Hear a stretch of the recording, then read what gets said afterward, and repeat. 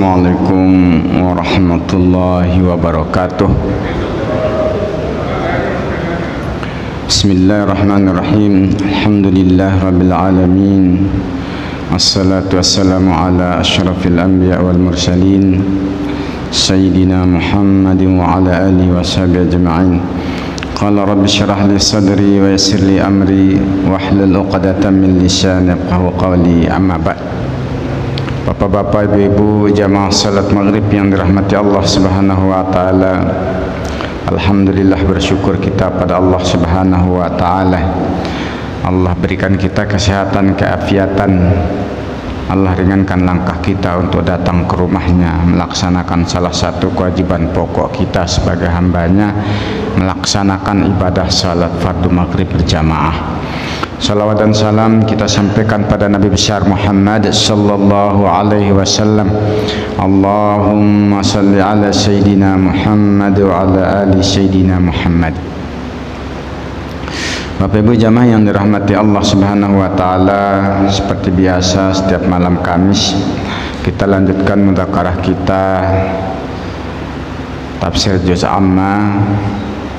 Pada malam hari ini kita akan membaca dan mendengarkan firman Allah Subhanahu wa taala surah Al-Mutaffifin.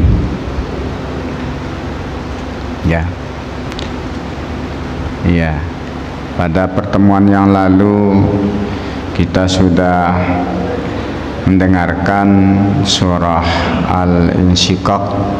Malam ini kita lanjut dengan surah Al-Mutaffifin.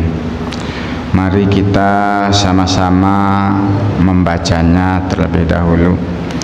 A'udzu billahi minasy syaithanir rajim. Bismillahirrahmanirrahim. Wailul lil mutaffifin alladzina idza iktalu 'alan nasi yastawfun wa idza kaluhum aw wazanuhum yukhsirun ala yadhunnu ulaika annahum mab'utsun liyaumin 'adzim yauma yaqumun nasu lirabbil 'alamin. Kalla inna kitabal fujjari lafi sijjin wa ma adraka ma sijjin kitabun marqum wailun yawma idzil lil mukadzibin alladzina yukadzibuna biyaumiddin wa ma yukadzibu bihi illa kullu mu'tadin athim. Idza tutla 'alaihi ayatu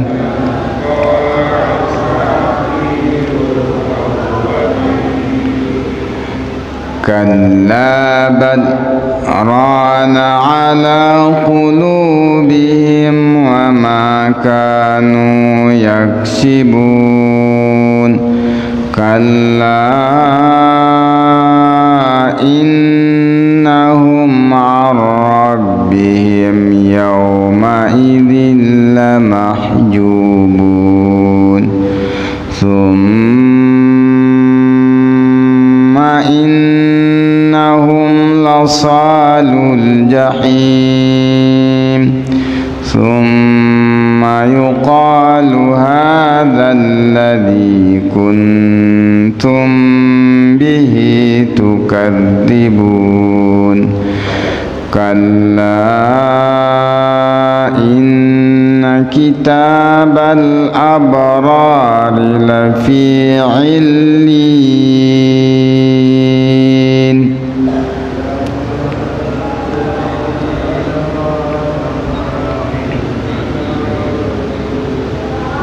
كتاب مرقوم يشهده المقربون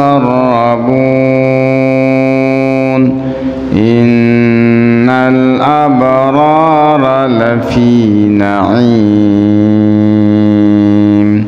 على الأرائك ينظرون تعرف في وجوههم نضرة النعيم يسقون من رحيق مختوم ختامه مسك وفي ذلك فليتنافس المتنافسون ومزاجه من تسنيم عينا يشرب بها المقربون إن الذين أجرموا كانوا من الذين آمنوا يضحكون وإذا مروا بهم يتغامزون وإذا انقلبوا إلى أهلهم انقلبوا فكين وإذا رأوهم قالوا إن هؤلاء لضالون وما أرسلوا عليهم حافظين فاليوم الذين آمنوا من الكفار يضحكون على الأرائك ينظرون هل ثوب الكفار ما كانوا يفعلون صدق الله العظيم.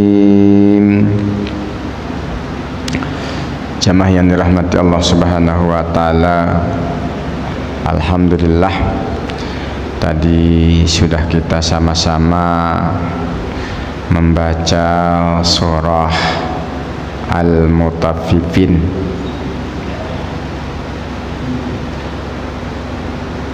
Kita di pondok bersama kawan mencoba membuat peringkat tahapan membaca Al-Quran, karena anak-anak kita kalau sudah khatam itu dianggap sudah selesai dia ngaji di TPQ, berhenti, walaupun kemampuannya juga masih rendah. Karena itu kita mencoba di sini, karena ada kawan yang di Batam berhasil, TPQ-nya udah 12 kelas dan rata-rata selesai khatam itu kelas 2 dan kelas 3 dengan standar yang memang sudah disiapkan. Kalau sudah khatam, dia Al-Quran itu 3 tingkat. Ada Al-Quran 1, ada Al-Quran 2, ada Al-Quran 3. Al-Quran 3 setelah kita coba di pondok, kemampuannya 30 menit 1 juz dengan tidak melepas ikhfa, idgham, itu 30 menit stabil. Lalu kita buat program setiap selesai, sebelum sholat dan setelah sholat itu 30 menit ditambah dengan sholat duha. Ketemunya khatam per 3 hari, hanya menyisihkan waktu 30 menit sebelum subuh, setelah subuh, setelah duha, sebelum zuhur, setelah zuhur, sebelum asar, setelah asar, sebelum maghrib, setelah isya, karena antara maghrib dan isya langsung ngaji, tanpa menghilangkan program yang ada. Itu insya Allah bisa per 3 hari itu khatam Iqra 3, Quran 3. Kalau Iqra 2, Al-Quran 2 itu kita turunkan, dia itu antara 20 menit itu setengah juz. Jadi 40 menit sampai 45 menit 1 juz. Sehingga dia bisa khatam itu seminggu khatamnya. Kadang 6 hari. Nah, kalau Quran 1 kita tidak kasih khatam karena ternyata ada penelitian itu juz 30, juz 29 sama surah Al-Baqarah itu aja diputar-putar, itu sudah dia mewakili bacaan-bacaan yang lain di dalam Al-Quran. Jadi kalau itu sudah normal dia bacanya, bisa dia 30 menit per juz yang surah-surah tadi, insya Allah yang lainnya dia itu bisa cepat mengikuti. Ini kita lagi programkan dan alhamdulillah hasilnya tidak jauh meleset ya dari yang sudah disampaikan oleh kawan-kawan. Jadi kita niatnya hanya membiasakan anak, belum menghafal. Tapi insya Allah kalau 3 kali per 3 hari khatam, hafalnya mungkin gak sulit karena itu terus. Malah saya melihat karena keseringan baca macam surah Al-Baqarah, mereka macam antara tengok dan tidak karena udah. Nah ini mudah-mudahan kita nggak bisa seperti itu ya, minimal lah berapa lembar per setiap sebelum dan setelah waktu sholat. Mudah-mudahan kita bisa istiqamah. Nah Bapak Ibu yang dirahmati Allah Subhanahu wa Ta'ala, malam ini kita akan mendengarkan firman Allah Subhanahu wa Ta'ala yang tadi kita sudah baca, surah Al-Mutaffifin. Satu pendapat, surah Al-Mutaffifin ini Makkiyah, surah Makkiyah. Nah, ini pendapat Ibnu Mas'ud, Ad-Dahhak, Muqatil, ini Makkiyah. Tetapi pendapat yang lebih masyhur dia adalah Madaniyah.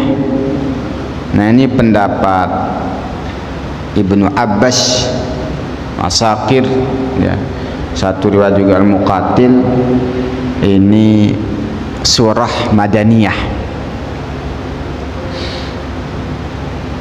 Ketika Nabi Shallallahu Alaihi Wasallam baru hijrah ke Madinah,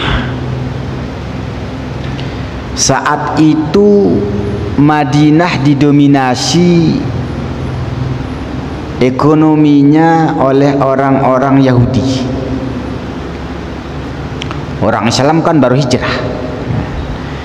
Di Madinah itu ada penduduk tempatan, ada dua suku besar, suku Aus dan Khazraj. Kemudian ada suku Badui yang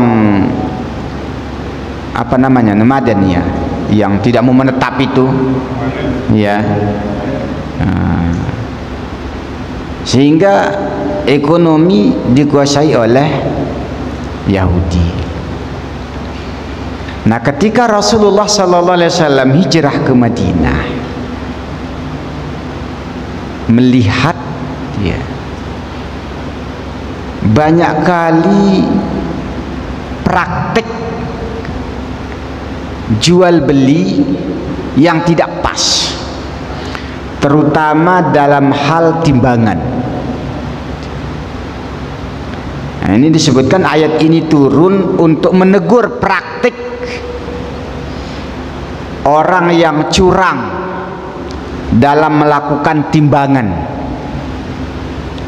Jadi al-mutaffifin, orang-orang yang curang dalam melakukan timbangan, jual beli, macam di pasar lah ini, Bintan Center itu.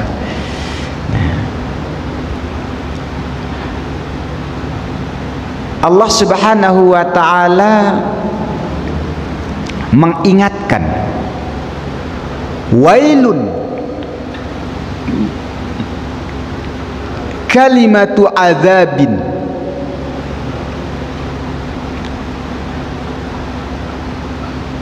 ini kalimat azab, kecelakaan yang besar atau binasa, halak, binasa, kebinasaan. Awadin fi jahannam. Ada juga menyebutkan wail itu adalah wadin, lembah. Kalau gunung itu ada lembah, kalau laut itu ada palung namanya. Nah, neraka itu wail namanya. Jadi tempat yang paling dalam di lembahnya neraka. Neraka itu udah dalamnya nggak tahu kita. Dia punya lembah paling dalam, itu namanya wail. Ini dari gambaran ini saja, ini sudah memang luar biasa ini tempatnya. Di palung laut, kalau laut ya. Palungnya neraka, di lembah neraka. Ini bermakna bahwa orang yang melakukan kecurangan akan mendapatkan kerugian, kecelakaan, kebinasaan di dunia, dan akan mendapat siksa yang sangat berat di palung neraka nanti. Nauzubillah min zalik. Wailun, kecelakaan yang besar, kebinasaan, kehancuran, lil mutaffifin, kepada orang-orang yang melakukan kecurangan. Jemaah yang dirahmati Allah, dari ayat ini kita dapat mengetahui bahwa Islam hadir di tengah-tengah manusia bukan hanya mengajarkan tentang tauhid, keesaan Allah, bukan saja tentang ibadah mahdah, tetapi juga tentang hubungan manusia sesama manusia yang disebut dengan muamalah. Muamalah itu kan segat fa'ala, yufa'ilu, mufa'alah. Asal kata fa'ala. Apa ti fa'ala? Ya, melakukan, bekerja, perbuatan. Tetapi perbuatan itu musyarakah bainal itsnain, antara dua, ya, dua kelompok, ada saling, ya. Jadi perbuatan yang melibatkan orang lain. Nah, Kalau sholat kan bisa sholat sendiri, tapi kalau jual beli, namanya saja jual beli. Ya, ada penjual, ada pembeli, ada interaksi. Jadi semua perbuatan yang melibatkan orang lain sesungguhnya namanya muamalah, bukan sekedar jual beli. Maka hubungan kita bertetangga juga nggak ada namanya tetangga kalau nggak ada di sebelah kita. Siapa tetangganya? Oh, si A. Di mana rumahnya? Tak ada. Ya nggak mungkin, mesti ada. Maka itu juga namanya muamalah. Maka orang yang bersikap curang dalam bermuamalah, ini nasibnya. Ini secara bahasa ya. Ini kalau kita luaskan makna daripada muamalah. Jemaah yang dirahmati Allah Subhanahu wa taala, ini penegasan bagi kita. Jangan sampai kita salehnya itu cuma hablum minallah. Rajin ke masjid, rajin baca Quran macam tadi, khatam per 3 hari. Tetapi ya Allah, dengan tetangga, dengan warga, caranya jual beli, caranya berinteraksi curang, itu neraka wail, lembah neraka atau kebinasaan akan didapat lil muttaqin, diperuntukkan bagi orang-orang yang curang. Alladzina idza iktalu 'alan nas ala aimin. Alladzina, orang yang curang itu ialah alladzina, orang yang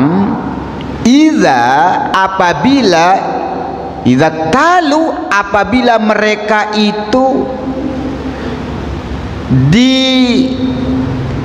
diberikan timbangan ala minan nas.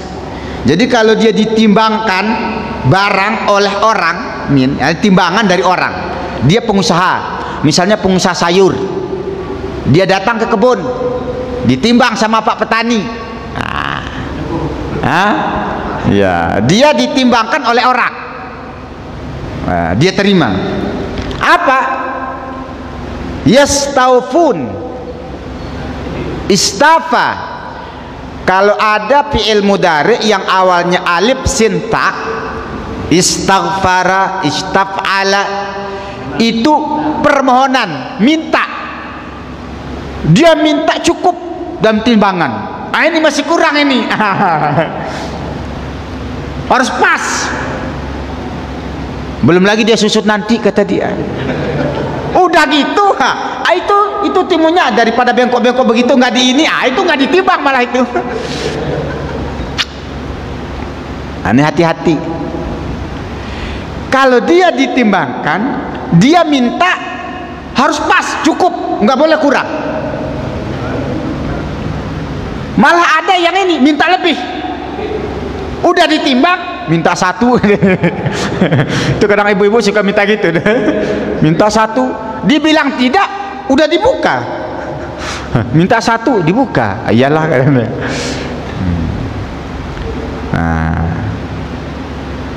Itu. Wa idza kaluhum wa idza kalu lahum, apabila mereka menimbang untuk orang lain, awazanuhum, sama wazan, menimbang, yukhsirun, yungkisu, mereka mengurangi. Nggak boleh lebih, walaupun sebiji kertas itu namanya itu di timbangan itu lewat angkanya tak bisa begini kan. Malah ada ceritanya timbangan itu bisa dimainkan. Siapa lah, dia yang paham, dia yang pelakunya kan. Maka sering kadang belanja di swalayan di apa, katanya segitu beratnya di tulisan, begitu nyampe rumah ditimbang kurang. Nah, ini curang ini. Orang-orang pelaku model ini, siapapun, punya swalayan, punya ruko, punya kedai kecil, punya kios, atau nggak punya tapi memang begitu biasa gaya dia, masuk dalam ayat ini. Islam itu menginginkan kita itu hidup ya damai, maka harus berlaku adil. Bagaimana kita ingin diperlakukan saat kita ditimbangkan, seharusnya begitulah kita berbuat untuk orang. Minimal itu, kalau bisa lebih bagus ya, dilebihkan. Ini tambahan sedikit ya jadi berkahnya. Wah, itu akan mendatangkan pelanggan itu.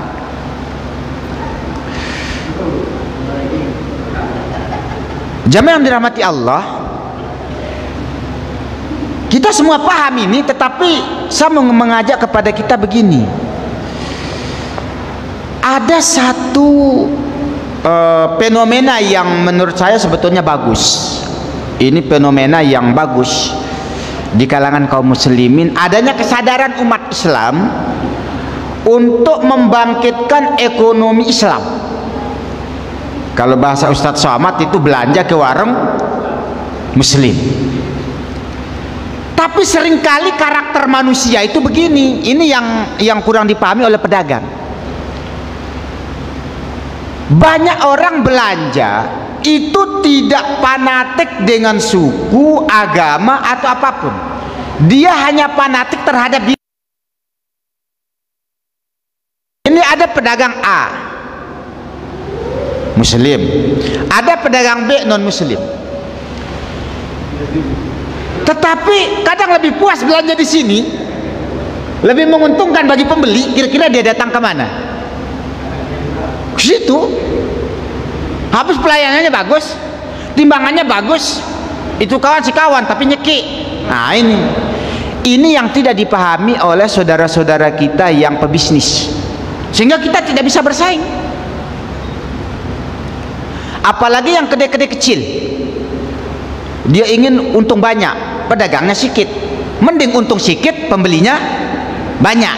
Mana lebih enak, 1000 kali 1 atau 1 kali 1000? Nah, itu teori perdagangan. Nah, apa artinya bahwa umat Islam juga ditekankan di dalam berbisnis itu hendaklah memegang prinsip-prinsip syariah. Di antara prinsip syariah itu adalah saling menguntungkan, tidak pernah menzalimi pembeli. Ini kalau dipegang seharusnya kita yang maju bisnisnya, cuma yang pakai orang, akhirnya orang yang maju bisnisnya. Nah ini, maka Bapak Ibu yang dirahmati Allah, ini kalau kita baca nanti di dalam sejarah bagaimana Nabi mengajar sahabat berbisnis ketika di Madinah, itu kan nggak ada apa namanya, nggak ada yang dibawa dari Mekah, hanya pakaian yang melekat, nggak bawa barang, nggak bawa rumah, nggak ada yang dibawa. Yang dibawa cuma apa? Iman dalam dada. Nyampe di Madinah memulai berbisnis, duit tak ada. Gimana caranya? Abdurrahman bin Auf itu melihat ada tanah ya di samping pasar Yahudi, itu tanah orang muslim nganggur. Macam kita lah di Bintani banyak tanah nganggur. Singkat cerita, banyaklah orang Islam ini pada berdagang, mengeluh kepada Nabi Shallallahu Alaihi Wasallam, ya Rasul, kami kalah saing berdagang dengan Yahudi. Kenapa? Kami ngambil untungnya sedikit, mereka ngambil untungnya banyak, udah gitu curang lagi. Gimana kita mau menang bersaing? Dibilang kalian salah, nimbang itu jangan pas-pas gitu, jadi dilebihkan malah. Kasih lebih biar orang itu datang ke situ. Melawan kezaliman dengan akhlak yang mulia. Bukan dia curang, kita curang juga, bukan. Kalian sih ngepas, pelit. Jadi adalah. Maka orang itu kadang kalau beli cabai walaupun cuma 3 biji, ini tambahan. Akhirnya pembeli datang ke situ, untung memang sedikit, tetapi menang dalam apa namanya itu pelanggan. Akhirnya apa yang terjadi? Maka muncullah para pebisnis yang ulung di zaman Rasulullah sallallahu alaihi wasallam. Gara-gara cara nimbangnya betul. Saya pernah coba, hasilnya mengejutkan dan saya pikir halal. Mau kuliah tidak ada biaya, saya pergi ke Sumbawa jualan kedelai. Karena harganya itu di Lombok dengan sana itu di Lombok 2 kali lipat lebih. Di sana 100 kurang, di Lombok 250. Mu 300 sekintal waktu itu. Saya pergi ke Sumbawa. Karena nggak ahli, bilang ditimbang. Bapak aja yang timbang sendiri. Saya timbang jadi adalah. Itu penuh tuh kedelainya rumahnya itu. Ditimbang. Dapat cuma 2 kintal. Masih baru tamat pondok dulu, belum kuliah. Nyampe di rumah, yang nimbang itu yang beli, bukan saya. Waktu beli yang nimbang yang jual, bukan saya. Selisih 7 kilo. Yang mana yang salah saya pun tak tahu. 7 kilo. Mungkin kasihan yang menjual itu, mungkin ditambah walau alam, ya kan? Banyak kali kedelainya. Ternyata memang bisa untung kalau sama-sama menggunakan prinsip ini. Nah, jamaah yang dirahmati Allah, cara prinsip Islam yang bikin orang tertarik. Oh begini, ini ajaran agama kami, memang harus begini. Maulah bagus agamanya.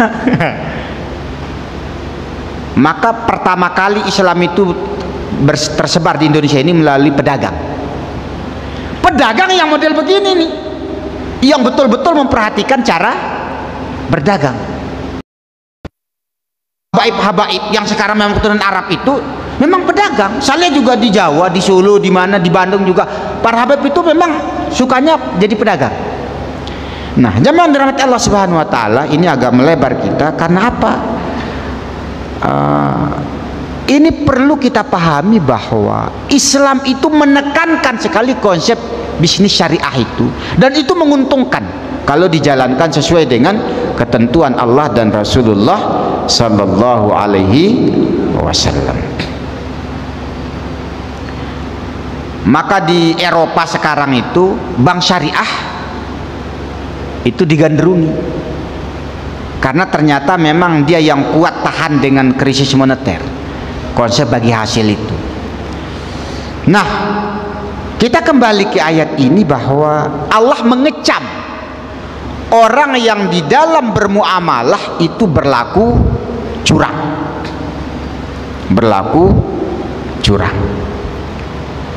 Ya bukan sekedar jual beli, yang lainnya juga.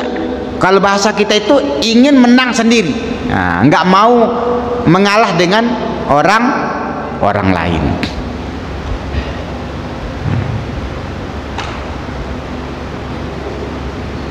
Wailul lil mutaffifin.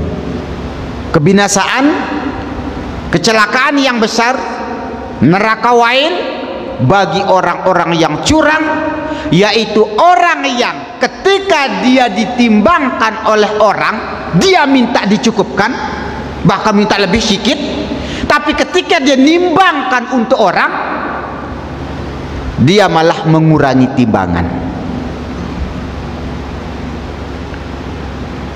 Lalu Allah nanya pertanyaan yang tidak perlu dijawab oleh lisan tapi oleh sikap. Ala yazunnu ulaika annahum mab'utsun. Ala, tidakkah? Apakah tidak? Yazunnuna, mereka mengira. Sudah kita bahas ya, zan, waham, syak, yakin, tapi di sini ya tayakkan. Apakah mereka tidak yakin? Ala yazunnu ulaika, apakah mereka itu, siapa mereka itu? Orang-orang yang curang dalam timbangan itu, apa mereka itu tak yakin annahum mab'usun, bahwa mereka itu nanti akan dibangkitkan untuk dimintai pertanggungjawaban, ditimbang amalnya. Artinya ini orang ini berusaha ingin kaya, curang. Apa enggak ingat mati? Apa enggak ingat nanti akan ditanya tentang kecurangannya itu? Dikirain begitu dia mati langsung selesai masalah. Apa mereka ngira begitu? Allah nggak butuh jawaban. Maksudnya itu, engkau tuh tolonglah mikir, hidup itu bukan hanya untuk di dunia, pikir aja untuk akhirat. Kaya sih kaya sekarang, tapi nanti baru tahu. Nah, begitu. Saya pernah nanya kepada seorang kiai waktu di pondok dulu, mengapa tablik akbar atau pengajian jarang bahas bab jual beli? Dibilang apa? Kurang peminat, terlalu banyak yang kena smash, macam nggak bisa hidup. Ini kesalahan ini. Udah sesat duluan, belum dengar pengajiannya. Ini tak boleh, ini tak boleh, ini salah, ini salah. Jadi kapan kita untung? Ini kekeliruan. Jadi kurang laku bab jual beli. Hati-hati nih.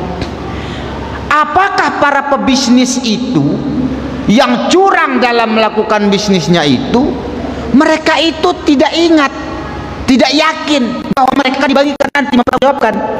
Ini di dunia terus memang kaya, langsung nambah harta sebanyak-banyaknya, tapi nampaknya dia lupa. Itu sindiran Allah Subhanahu wa ta'ala kepada kita semua yang pelaku curang. Ingat, kita tidak mati, dan setelah kita bangkitkan mintai pertanggungjawaban. Jangan curang, Allah lihat kok. Liyaumin azim, ay fi yaumin azim, yaumil qiyamah. Azim syagat mubalaghah, sangat besar. Kita sudah bahas dari awal An-Nas sampai yang kemarin itu bab kiamat terus. Ya. Saking besarnya saat-saat hari kiamat itu apa nggak yakin gitu? Ini kalau kita macam diskusi bahas tafsir juz amma, sebanyak ini pembahasan tentang hari kiamat dari awal kita baca juz amma ini sampai sekarang itu masih dibahas, masih nggak yakin juga kah akan digitukan nanti ya. Ini pertanyaan nyindir. Mengapa begini bunyi ayatnya? Ini bukan peringatan sesuatu yang belum terjadi. Karena apa? Kecurangan itu di depan mata, udah terjadi baru turun ayat ini. Jadi macam mengingatkan kawan itu, dia udah tahu nih, kenapa begini? Tak ingat mati kah? Seolah-olah gitu. Luar biasa bahasa Al-Quran ya. Ibarat orang ceramah, dia nggak berapi-api sendiri, tapi nanya, ada dialog. Kita kadang ceramahnya ya khutbahnya panjang, jamaahnya tidur karena kita sendiri pun nggak ada dialogisnya. Allah nanya, kan nggak boleh jamaah menjawab pertanyaan yang nggak perlu dijawab, tapi hatinya yang jawab. Ini luar biasa bahasa Al-Quran. Memang mudah-mudahan lah kita bisa contoh supaya masuk ke hati. Ya juga ya, nggak ingat mati, ingat sih. Terus kenapa masih begitu? Ya gimana ya, baru masuk diskusi. Liyaumin azim, ay fi yaumil qiyamah, yauma yaqumun nasu li rabbil alamin. Badal dari yaumin azim, yaitu hari yang yaqumun nas, manusia bangkit min kuburihim, dari kuburnya, li rabbil alamin, menghadap kepada Rabb. Apa tuh Rabb? Pencipta, pemilik, pengatur. kita akan bangkit dari kubur menghadap Sang Pencipta, pemilik dan pengatur alam semesta ini. Ini juga isyarat bagi kita. Jangan sadis sekali dalam berbisnis. Yang ngatur rezeki Allah. Ngapain harus nentang Allah cara bisnisnya gitu. Kalaupun kaya nggak akan bahagia. Nah, jamaah yang dirahmati Allah Subhanahu wa taala, yang ngatur hidup kita, yang rezeki kita itu Allah. Lalu Allah negur kita, kalau berbisnis jangan curang.